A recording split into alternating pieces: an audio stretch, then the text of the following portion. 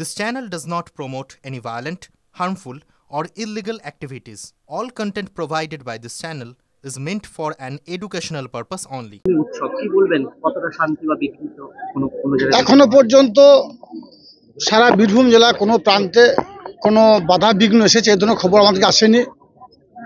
বীরভূম জেলার মানুষের কাছে আমরা আগে আবেদন জানিয়েছিলাম পুলিশ প্রশাসনের মাধ্যমে এবং নিজেরাও জানিয়েছিলাম যে রামনবমী উৎসব শান্তির সঙ্গে পালিত হোক, জাতি ধর্ম মতামত নির্বিশেষে সকল সম্প্রদায়ের মানুষ এই অনুষ্ঠানে সমবেত হোক। আমাদের মধ্যে কোনো ভেদাভেদ নেই, সেটা আমাদের দেখিয়ে দিতে হবে, কারণ এটা বাংলা, এটাই বাংলা কৃষ্টি, এটাই বাংলা কালচার। হিন্দু, মুসলমান, শিখ, খ্রিস্টান, ইসাই সমস্ত সম্প্রদায়ের মানুষ একে অপরের তিওয়ারে আমরা হাজির হই, সমবেত হই। এটাই বাংলা কৃষ্টি, এটাই বাংলা কালচার। আমাদের মাননীয় মুখ্যমন্ত্রী মাননীয় মমতা বন্দ্যোপাধ্যায় সবসময় যেন বলে থাকেন ধর্ম যার যার আপনার, উৎসব সবার।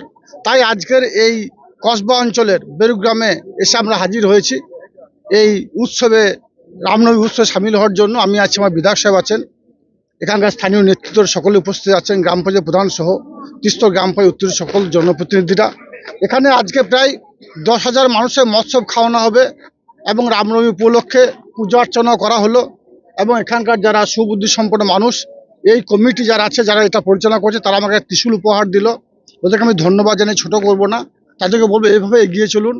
বাংলার মুখ্যমন্ত্রী, মাননীয় মুখ্যমন্ত্রী মাননীয় মমতা বন্দ্যোপাধ্যায়, যিনি পিছিয়ে পড়া বাংলা এগিয়ে নিয়ে গেছেন, তিনিও বার্তা দিয়েছেন সারা বাংলার বিভিন্ন প্রান্তে যে রামনবমী উৎসব আজকে উদযাপিত হবে। সকলে আনন্দের সঙ্গে, উৎসাহের সঙ্গে এই উৎসব যেন আমরা পালন করতে পারি।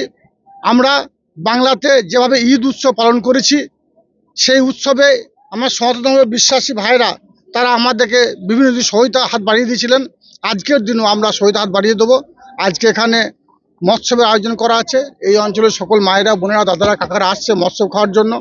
এরপরে কঙ্কালতলা অঞ্চলে আমাদের একটা শোভাযাত্রা আয়োজন করা আছে, সেখানে আমরা গিয়ে যাব। আমার বিধায়ক সহ এখানকার নেতৃত্বরা ওখানে যাবেন এবং ওখানে প্রায় 10,000 লোকের একটা শোভাযাত্রা বের হবে।